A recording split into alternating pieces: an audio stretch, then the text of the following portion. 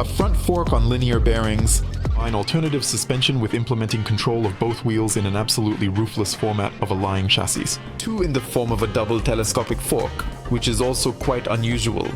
The best way to summarize it is that an aircraft landing gear strut was installed on a motorcycle. The geometry of the new suspension completely eliminated dive during braking.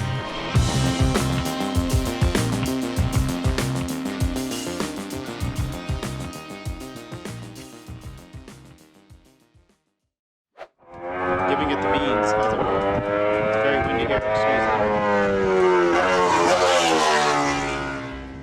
me. Instead of the typical inverted fork, the so-called 6X flex system is installed here. It seems like you're holding the front wheel axle straight with your hands.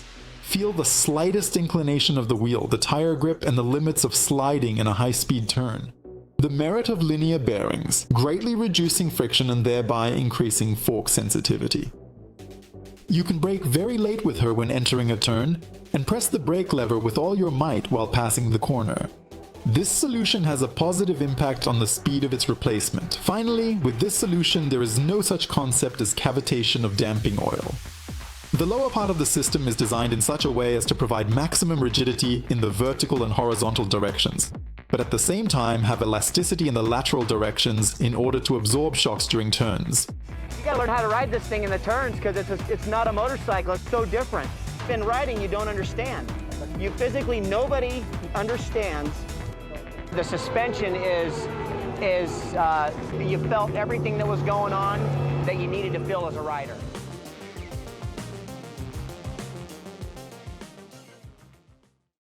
Innovator Robert Horn has spent several decades developing a series of machines that redefine the concept of a motorcycle. They combine alternative suspension with implementing control of both wheels in an absolutely roofless format of a lying chassis. The most interesting and unusual thing about it was the steering control. It was done in the form of a fighter jet's control stick, and here it is worth explaining this decision by Robert's love for airplanes. In the Horn project, tilting the steering wheel left made the front wheel turn right, causing the motorcycle to lean left. This is simply fundamental control in action. However, Robert had to do a considerable amount of relearning before he could relax while driving.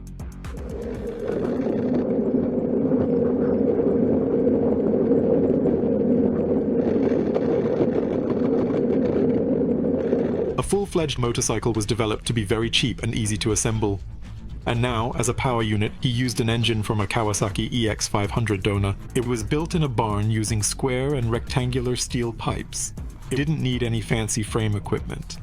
Absolute geometric precision. All of the welds were performed on an adorable little machine and required no effort at all. The cladding was also kept as simple as possible, trying not to look excessively ugly. The parts that could have been significantly lightened were not lightened, regardless of the lightweight of racing vehicle parts. Extra work hours postponed the answer to the most crucial question. Will he even work at all? But he made it. The local MRA club and the local High Plains Raceway allowed Robert to participate in the races. And although the motorcycle didn't turn out to be competitive, competing in a racing environment provided much more valuable experience than just renting a track and rushing on the next lap. Real races on a real racetrack stimulate thinking that cannot be simulated. Creating a motorcycle is undoubtedly the most interesting part, but if you're not willing to go all out and pit it against the racing world, then you're not really proving anything. John Britton.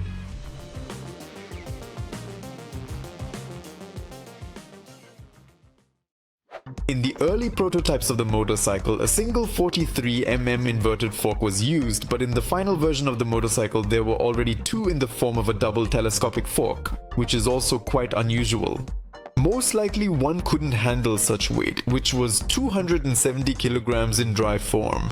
Decades later, a similar solution can be seen on the Yamaha Niken GT. Thanks to them, Neander seems like a real brutal cruiser for big uncles. When you first get acquainted with the motorcycle, you will be pleasantly surprised by several features. First of all, this is a very low seat, only 650 mm in height. Secondly, after revival, the engine does not produce any vibrations at all. He is strangely immobile no matter how you twist him. Idle speed. This is something you should never do on this motorbike. The engine is simply made for active driving purposes. He comes alive at Garrett's faint whistle, which nonetheless is clearly audible over the diesel roar.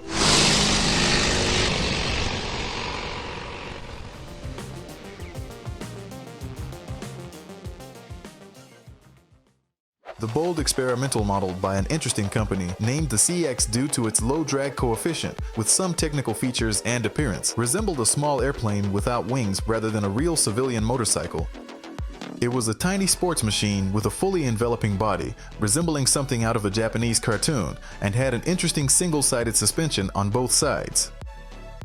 While single-sided swing arms have been present on production machines for several years, we can thank Honda for this innovation with their patented Pro Arm. No one had seen a single-sided front suspension on anything, other than those same experimental Grand Prix prototypes by ELF.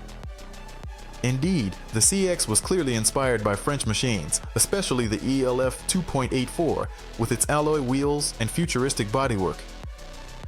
The history of unique prototypes is featured in a separate segment on the channel, and in my opinion, it is one of the most interesting episodes ever. Links are in the suggestion, description, and pinned comment.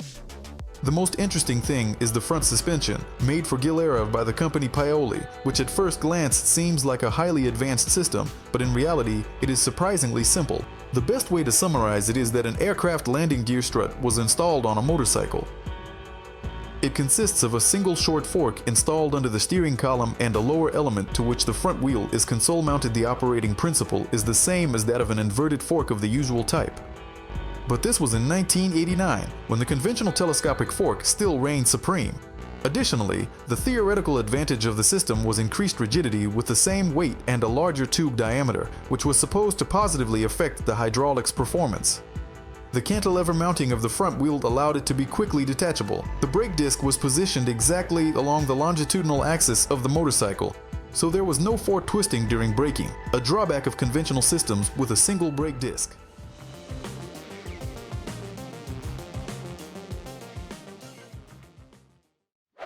In the world, there are several bold engineers who dared to question the geometry of the telescopic fork and propose better solutions. One of the most outstanding is James Parker. Parker was one of the first inventors to achieve what many garage tinkerers only dream of, having his design accepted by a major manufacturer and put into mass production. Parker named his company and his system Rational Advanced Design Development, or RADD. He applied for a patent in 1982 and finished his prototype in 1984. The first RADD machine was built using the Honda XL 600R. Writer Wayne Rainey tested and praised the machine, which encouraged Parker, and he began surveying the American offices of Japanese manufacturers to see if they would be interested in his technology. It was during this period that Parker met John Porter while presenting the RATT prototype to Yamaha USA. Porter was interested in what Parker had created and became one of the first supporters of the RATT project. Gradually, the concept RATT MC2 emerged, which landed on the cover of the Anniversary of Motorcyclists, and then the Morpho concept followed. Interestingly, Morpho was created without James Parker's approval. Yamaha in turn tried to pass off the concept as their own, but fortunately, Parker made a licensing deal with Yamaha for his developments before the concept was presented to the public in '89. Meanwhile, Yamaha Europe demanded a new sport touring machine with highly technical and advanced specifications. This task, known as Project 069, became the foundation for the Yamaha GTS 1000. The GTS chassis was unlike anything else in production. The suspension and steering mechanism are separated. The wheel pivots on a longitudinal arm to which it is cantilevered, and its turning is achieved through a vertical shaft and steering arm. The geometry of the new suspension completely eliminated dive during braking. When the suspension system of a vehicle is activated, the wheel undergoes a movement that is almost entirely vertical. This vertical motion ensures that the geometric characteristics of the wheel and its alignment with the vehicle do not undergo any significant changes. The design of the suspension system is such that it maintains the stability and alignment